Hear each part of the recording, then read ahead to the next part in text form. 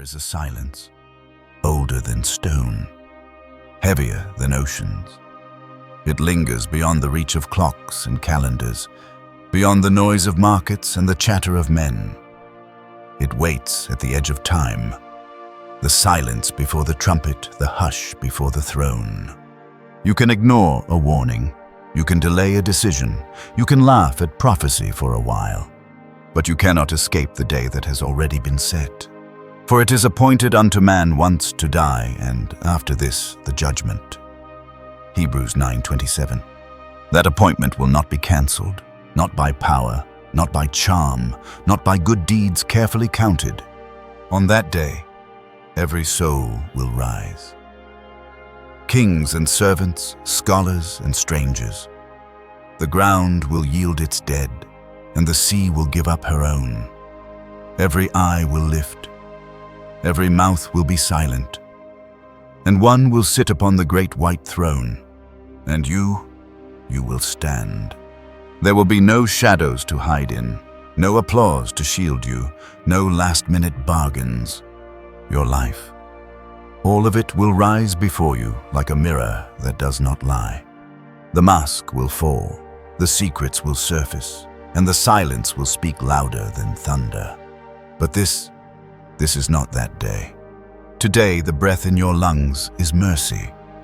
The fact that you are hearing these words is mercy, because the door is still open. The book is not yet closed. If your name is not yet written, it still can be. The book of life is real, and every moment before the final trumpet is a chance to make sure your name is there. There are days when everything feels ordinary. Moments drift by unnoticed. You wake, you eat, you work, you sleep, and then you do it again. But woven beneath those quiet days, a record is being kept. Not by cameras, not by men, but by heaven. Every thought, every word, every choice etched into the eternal archive. For God will bring every deed into judgment, including every hidden thing, whether it is good or evil. Ecclesiastes 12:14. Nothing is wasted, not a single act of mercy, not a single tear of repentance, not a single whisper of bitterness either. The angels are not idle. They do not blink. They record with precision. They write in the margins of eternity. The moments we dismiss as small, a child's prayer in the dark, a stolen glance at temptation, a quiet act of generosity when no one was watching.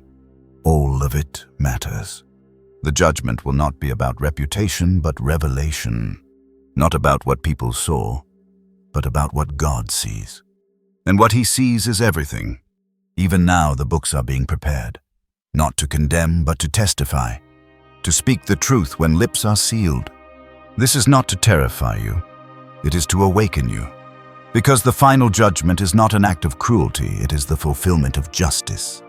Romans 14:10 says, "We will all stand before the judgment seat of Christ."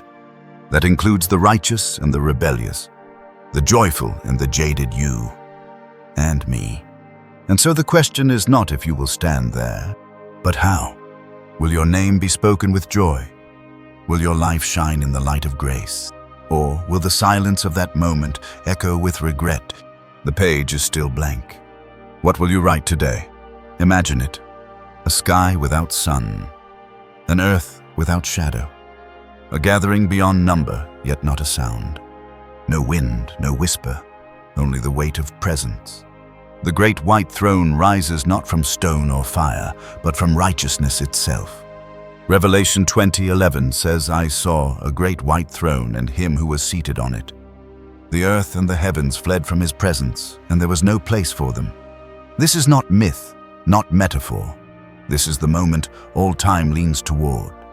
The judge is not a stranger. He is the one who once walked among us. Wounded hands now wield perfect authority. Eyes once filled with tears now burn with truth. He is the Lamb and the Lion. John 5:22 declares, "The Father judges no one but has entrusted all judgment to the Son." He will not need to ask questions. He will not need testimony from others. He knows. He knows what kept you awake at night. He knows what you could have confessed but didn't. He knows the moments you chose silence when you should have chosen mercy. And still he longs to save. This is the paradox of the throne. It is built on justice, but it pulses with grace. If you are hearing this, it is not too late.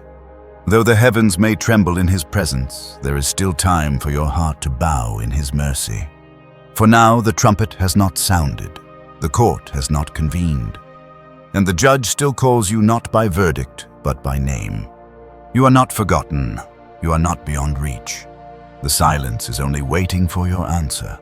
And just when the silence seems too heavy to bear, a sound rises.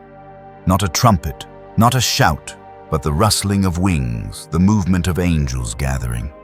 Because now, the one seated on the throne is about to rise. The books are ready. The judgment begins. They come not marching, but gliding with wings that do not stir the air, yet shake the soul. The angels, silent, precise, holy. Each one bears something sacred, scrolls bound in fire, records that glow with an unearthly weight. They do not speak. They do not need to. Their presence says everything. The court of eternity is assembling, and all creation holds its breath. Revelation 20:12 declares, "And I saw the dead great and small standing before the throne, and books were opened. These are not books made by men. They are not crafted of paper or ink. They are living witnesses. They do not forget. They do not twist. They do not sleep. Every moment, every motive, every missed opportunity, all of it is here. There is no lawyer to defend, no audience to impress, only the judge and the truth. The angels approach the throne, carrying the volumes of 1,000,000 lives. Their hands are steady, for they have done this before. And yet even the angels tremble, because what happens next is not routine. It is sacred. One of the elders lifts his hand, a signal, and then, from the center of glory, a single voice speaks, "Open the book of life." The angel approached the throne, not with haste, but with reverent steps, as if each pace echoed across the galaxies. In his arms, the book of life rested like a crown. It did not flicker, it did not breathe, but the air around it shimmered as though eternity itself leaned closer to listen. He placed it on a pedestal of crystal transparent, untouched, unshakable. And then he stepped back.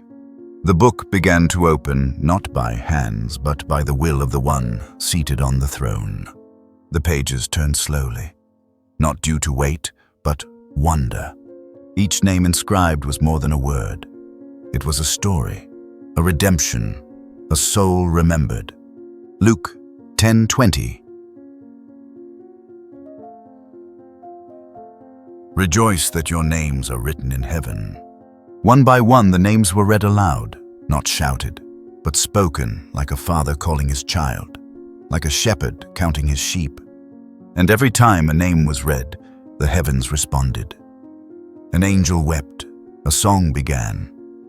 A soul stepped forward, trembling, radiant. They were not perfect. They had wandered. They had fallen. But they had returned. They had believed. Their names were not written in reward, but in grace. Not earned, but given. And then pause. The next page turned. Blank. No name, only silence. And from the crowd, a soul staggered forward, eyes wide. Hope collapsing. Their deeds had been many, their speeches great, their rituals flawless, but their name was not there. Revelation 20:15 speaks without mercy. If anyone's name was not found written in the book of life, he was thrown into the lake of fire. A tear rolled from the angel's eye, and the next name waited. The book remained open. The names continued, some followed by joy unspeakable, others followed by silence more terrifying than fire. For those whose names were found, there was no boasting, no list of good works presented, no plea, no defense. Only tears, tears of relief. tears of gratitude. They knew what they deserved, and they knew what they had received. Revelation 21:27 whispers its truth. Only those whose names are written in the Lamb's book of life shall enter. This was not the registry of the religious, but of the redeemed, not the proud, but the pardoned. They had come through storms, they had wrestled with sin, but they had clung to the cross. Their robes were not spotless from effort, they were washed in blood, the blood of the Lamb. And then came the voice, not from the throne, but from within. From within you. What about your name? Is it written, not in church records, not in community memory, but in the book of life? Today is not that day of judgment, but it is a day. And today the book is still open. If your name is not yet written, it can be. You need no ceremony, no spotlight, only surrender. Call on him while he may be found. For the Lamb who writes today will judge tomorrow. Romans 10:13 is still true. Everyone who calls on the name of the Lord shall be saved. This moment, this breath is a door still open. Step through, because soon the angels will close the book, and the throne will rise in judgment. And just as the final page returns to stillness, another movement begins. It is not the book this time. It is the watchers, the ones who stood in silence, the ones whose lives now wait beneath the eyes of fire. Because the judgment is not only written, it must now be revealed, scene by scene, by the ones who recorded it all. Long before the books were opened, they were being written, not by men, but by messengers. The angels, they were there, in the quiet places, in the corners of rooms at the edge of your tears, not watching to condemn, but to record. Malachi 3:16 tells us, "Then those who feared the Lord spoke with one another. The Lord listened and heard. And a scroll of remembrance was written in his presence concerning those who feared the Lord and honored his name." A scroll of remembrance, every sigh of surrender, every whispered confession, every battle against temptation, even when lost. They saw it. They wrote it. Not just the deeds, but the intent behind them. A gift given for praise recorded. A gift given in secret recorded. A thought of bitterness hidden behind a smile recorded. They chronicled the moments no one else knew. They wrote of the nights you wrestled with guilt, the mornings you tried again, the days you almost gave up, but didn't. And they wept when you turned away, when you hardened your heart, when you justified the silence. The judgment is not based on surface. It is based on testimony, holy, heavenly, impartial. Even the smallest act carries eternal weight. Matthew 12:36 pierces the soul. I tell you, on the day of judgment, people will give account for every careless word they speak. But it is not all condemnation. There is also delight. When you forgave instead of avenged, when you loved instead of judged, when you kneeled in prayer, even when no answer came. Nothing was lost. The angels wrote it down, and now the scrolls are ready to be read. The angels did not write in haste. They wrote in reverence. They wrote with hands that do not tire, eyes that do not forget, hearts that burn with holiness. And now they begin to read, not all at once, but soul by soul. The scrolls are not just facts. They are memories made manifest. Scenes unfold like visions laid bare before the throne. There are no excuses, no edits, no erasures. Ecclesiastes 12:14 speaks again. God will bring every deed into judgment, including every hidden thing, whether it is good or evil. A moment appears. A man alone in his room. His Bible closed, his heart torn. He speaks aloud a single sentence. God help me. And heaven writes. Another scroll opens. A woman on a crowded street, passing by someone in pain. She looks. She keeps walking. Heaven writes again. Nothing is missed. Not the rage hidden behind a calm tone. Not the pride disguised as charity. Not the moments of genuine love. even when they cost everything. It is not a trial with arguments. It is not a debate. It is a revelation. You do not explain yourself. You are revealed. 2 Corinthians 5:10 declares, "For we must all appear before the judgment seat of Christ, that each one may receive what is due for the things done while in the body, whether good or bad." The angels keep reading, not to shame, but to uncover, not to destroy, but to declare what truly was.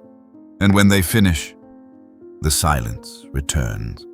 But this time it is the silence before the verdict. The last scroll closes. The pages fall shut like a gavel, without sound, yet louder than thunder. And all eyes turn forward. No one speaks. Not the angels, not the multitude, not even the accuser. Because now, the judge stands.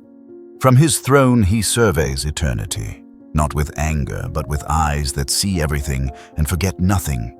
Isaiah 11:4 reveals his nature. He will not judge by what his eyes see or decide by what his ears hear, but with righteousness he will judge the needy.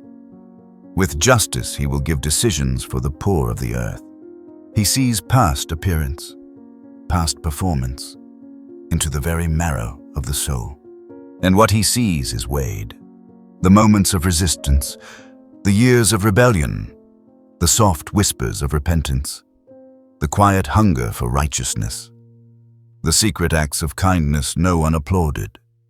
But he remembered. He does not rush. He does not flinch. Every soul stands alone before him. There is no comparison, no one to blame, no place to run, only the truth and the one who is truth. Then he moves. With one hand he lifts the book of life. With the other he points to one soul. And what he says next will change eternity. Because now comes the moment when mercy and judgment meet, where wrath and grace no longer wait, but speak. And from this point forward, there are only two paths.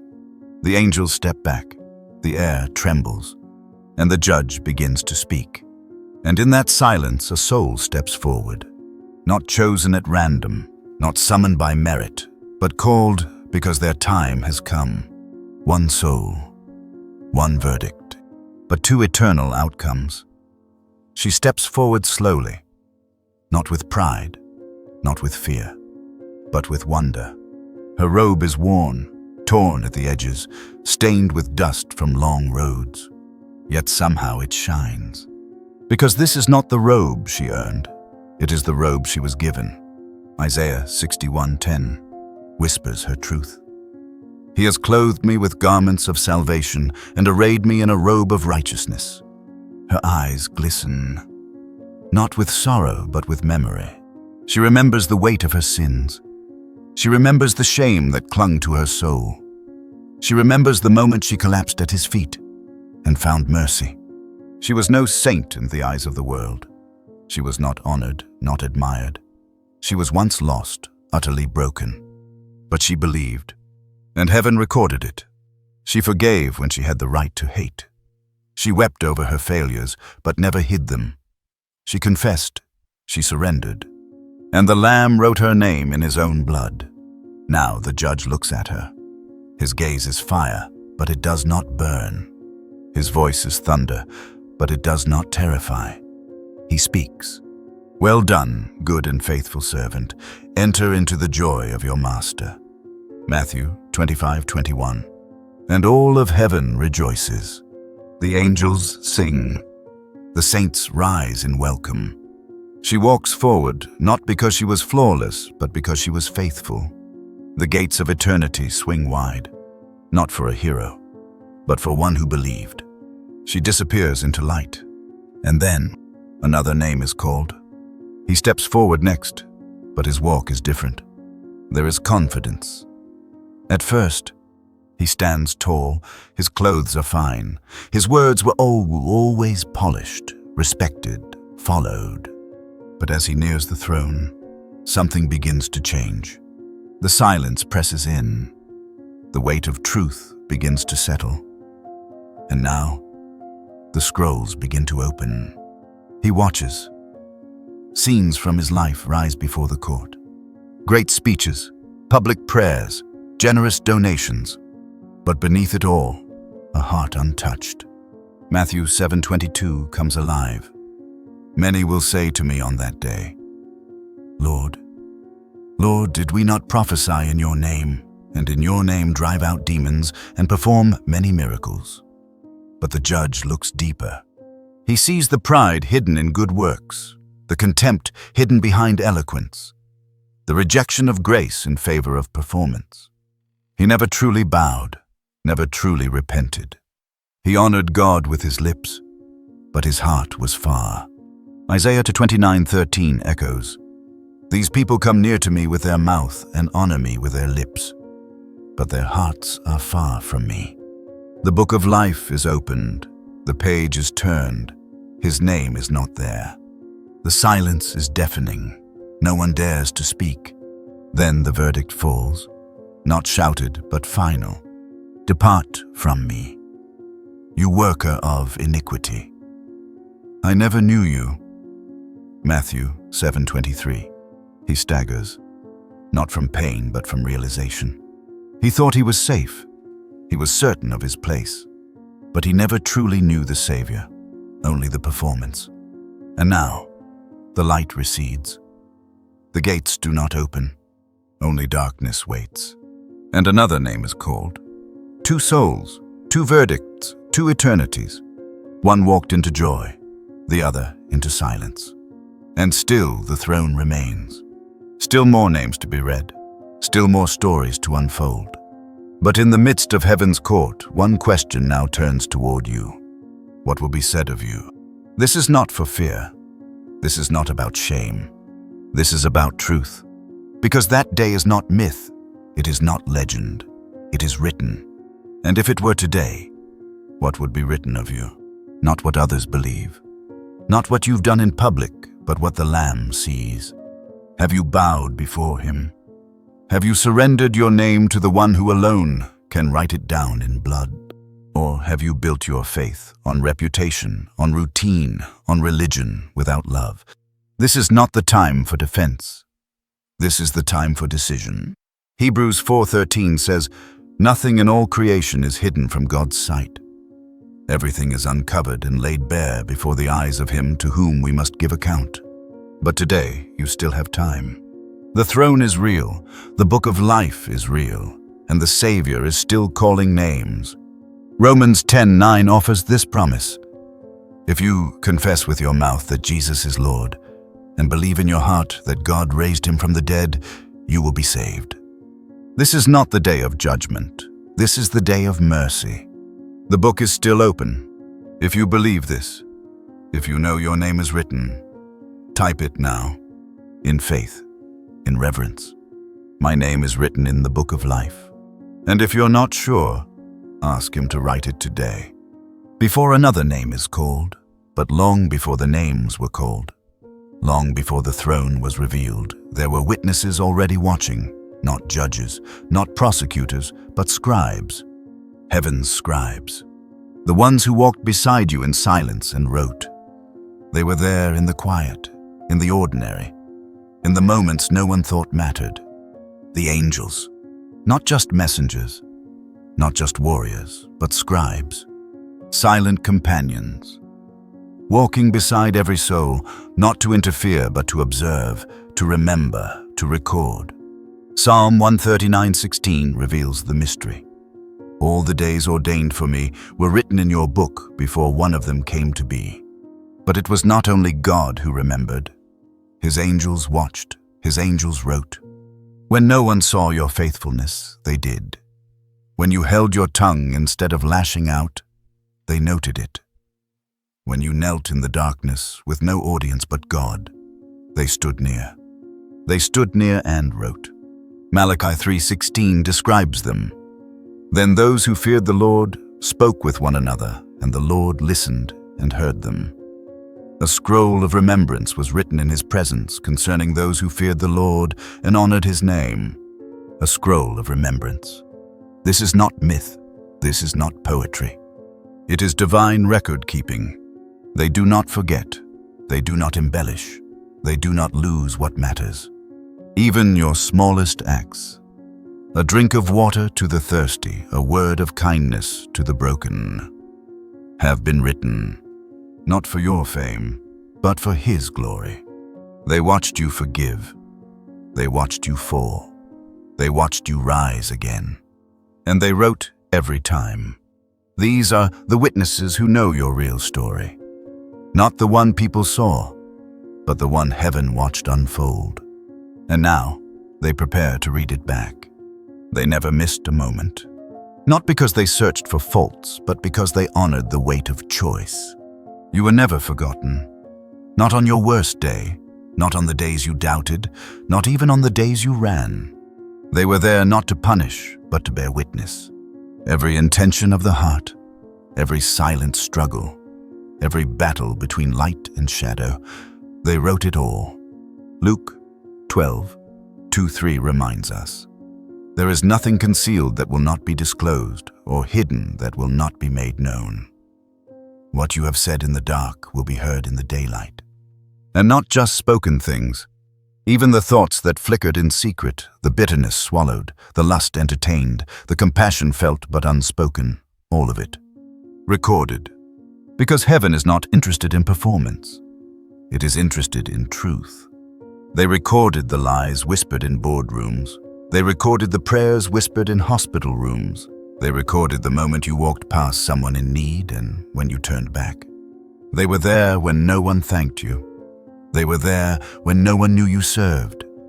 They were there when you gave out of your need and when you chose not to forgive. And one day, not in anger, but in light, it will all be revealed. Not to shame you, not to humiliate you, but to show you the full weight of grace if you are His. 2 Corinthians 4:5 says, "For we do not preach ourselves, but Jesus Christ as Lord, and ourselves as your servants for Jesus' sake." If He is your Lord, your record becomes His. Your guilt becomes His. Your future becomes His. But if He is not, you will stand alone. And the angels will still read. You may wonder, why such detail? Why record so much? Why track what even you forgot? Because heaven values the eternal. And you were made for eternity. Not one sigh is wasted, not one stumble ignored, not one tear lost in the dark. Psalm 56:8 says, "You have kept count of my tossings, put my tears in your bottle. Are they not in your book?" Yes, they are. The angels recorded the night you didn't sleep, the guilt you couldn't shake, the apology you never received, yet chose to forgive anyway. They recorded the addiction you fought, the temptations you resisted, the moments you failed, and the grace that brought you back. You see, the scrolls are not weapons, they are testimonies, witnesses of what grace endured to reach you. And when the Lamb reads them, He reads not just what you did, but who you became. Titus 3:5 declares, "He saved us not because of righteous things we had done, but because of His mercy." This is the mercy still available now, still calling, still waiting. If you have not surrendered your story, now is the time. Because one day, when the final name is read, the books will close. Not with bitterness, but with justice. And if you belong to Him, the scroll of your life becomes a scroll of redemption. So ask yourself, are you ready for your story to be read? If so, declare it now, "I belong to the Lamb.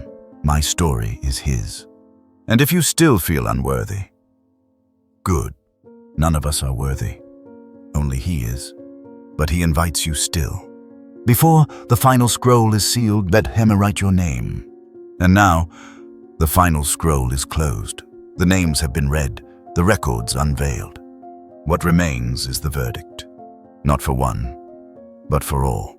Eternity is no longer waiting, it is arriving. The sky does not speak. The stars do not blink. Even the angels stand still. Because now, the judge speaks, not in haste, not in wrath, but in absolute perfect justice. Each soul is called forward, not in crowds, not in lines, alone.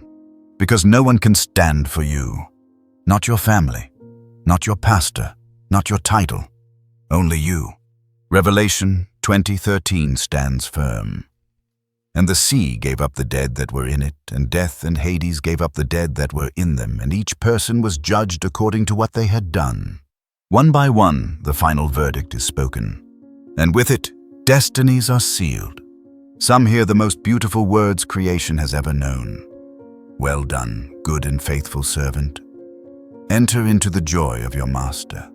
They do not enter because they were flawless. They enter because they were faithful, because they trusted not in themselves, but in the blood of the Lamb. They are welcomed into eternity, into a kingdom prepared before the foundation of the world, into joy, into light, into the presence of God forever.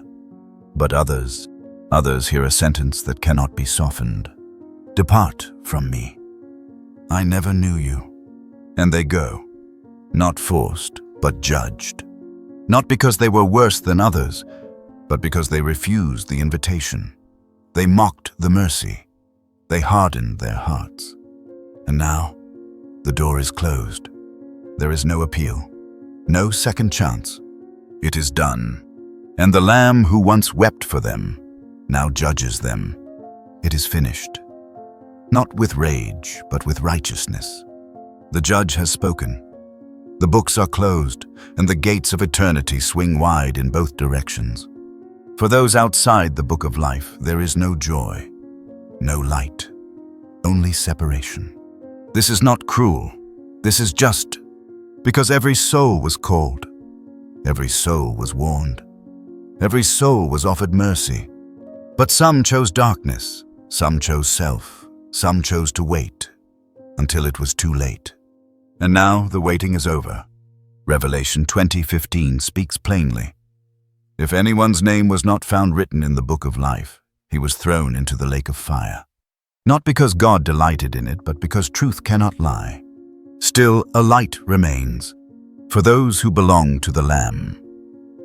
This day is not an end, but the beginning. Revelation 21:4 declares, He will wipe every tear from their eyes. There will be no more death or mourning or crying or pain. For the old order of things has passed away. They do not rejoice because others were judged. They rejoice because grace triumphed, because mercy reached them in time, because the cross did not fail. These are not the proud, they are the redeemed. Their hands are empty. Their hearts are full. They stand not as victors, but as children come home. And they hear a voice not loud but near. You are mine, and they are, forever. The gates close behind them, not to keep others out, but to keep them in, safe, holy, home. And now, only one voice remains to speak. Yours. Now all is still. The books are closed, the verdicts delivered, the gates sealed. But your story is still being written. The angels are still watching, the Lamb is still calling, and the door of grace still stands open. Do not wait for that day to come and find yourself uncertain. Do not gamble with forever. The book of life is not reserved for the perfect. It is for the surrendered. It is not earned, it is received. And today, the author still offers to write your name. If your heart is stirring, do not harden it. Do not delay. Because the Lamb who will judge tomorrow is still the Savior who forgives today. Hebrews 3:15 calls out, Today if you hear his voice, do not harden your hearts. You are not forgotten. You are not beyond reach. This is your moment to turn, to believe, to be known by him, not just as a voice in the crowd, but as a name in the book. So speak it now, in faith. My name is written in the book of life. Say it aloud. Type it. Whisper it in the dark. Not for others, but for your own soul to know. The cross still stands. The blood still speaks. The Spirit still calls. And the Lamb still writes. If you belong to him, you have nothing to fear, not even the final day. Because for you, judgment is not a terror. It is a coronation, a return, a homecoming, a promise fulfilled. So walk in the light. Live in surrender and keep your lamp burning, because one day that trumpet will sound.